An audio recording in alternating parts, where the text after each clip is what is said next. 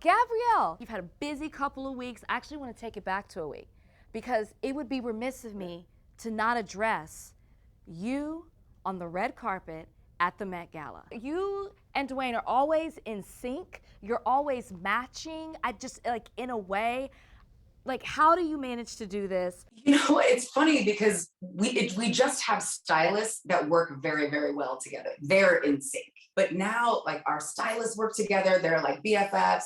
So, you know, it just makes everything super seamless. And it's all about having fun. If we're not having fun, we're not doing it.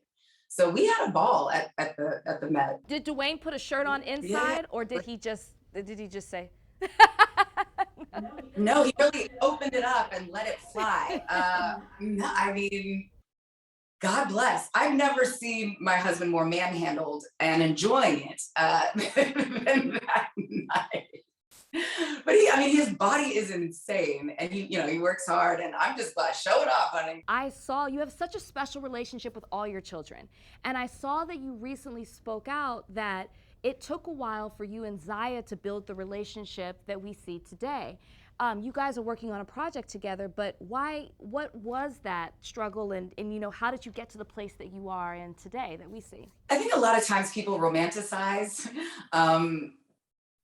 step-parent-child relationships and that it's all super fast. And the reality is, just like any other relationship, it takes time and consistency to build trust, to then feel open and to be honest and to be vulnerable with one another. And you can't step in and assume any role that doesn't actually exist. So you have to figure out what your lane is. You have to take the time and get to know each other. And that's just time. There's nothing negative about it. Time is time. And I have to build trust, and I have to do that consistently. And it's not on my clock. Trust is earned as trust is earned. And for us, I had to figure out a way to know what my place is, not just in her life, but in our home. And then who can I be to her that, is like a revered adult. And yeah, we had to build it. And our relationship is beautiful because we took the time. When it comes to Zaya, she's made the decision, she's become a public figure. As a parent, was that a tough decision for you all to allow her to be a public figure in that way? Yeah, it's checks and balances. So, but we have to constantly check in and have real discussions about the people that she follows, the people she wants to follow. 50% of girls on social media report getting, bad or negative beauty advice that's leading to low self-esteem. And we know how far it can go, where low self-esteem can lead. I'm not willing to take that risk. So it helps empower parents by giving us information that we desperately need. I want to talk about the project that you and Zaya are working on with Dove, and you're already touching on it. You and Zaya are working on toxic beauty. And can you define what that is as you're doing that with Dove? I think each person has to define it for themselves, right? So I post my workouts all the time.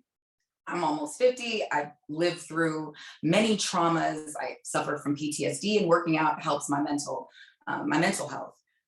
But it could also be received as somebody pushing, certain body aesthetics or body goals, if you will, that may not be healthy for everyone. What are some tools to combat toxic beauty? Because we see it seems to be all encompassing, whether it's social media, the media, print, it just seems to be everywhere. So how do you fight it? As a parent, we do little things constantly that you hope add up to a bigger picture, but we do positive affirmations. We don't speak negatively about our skin color or our hair texture. We try to use more celebratory language in our house. This is a process.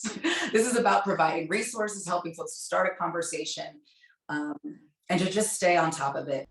Thank you for watching. If you want more extra, hit the subscribe button and the bell so you'll never miss a video.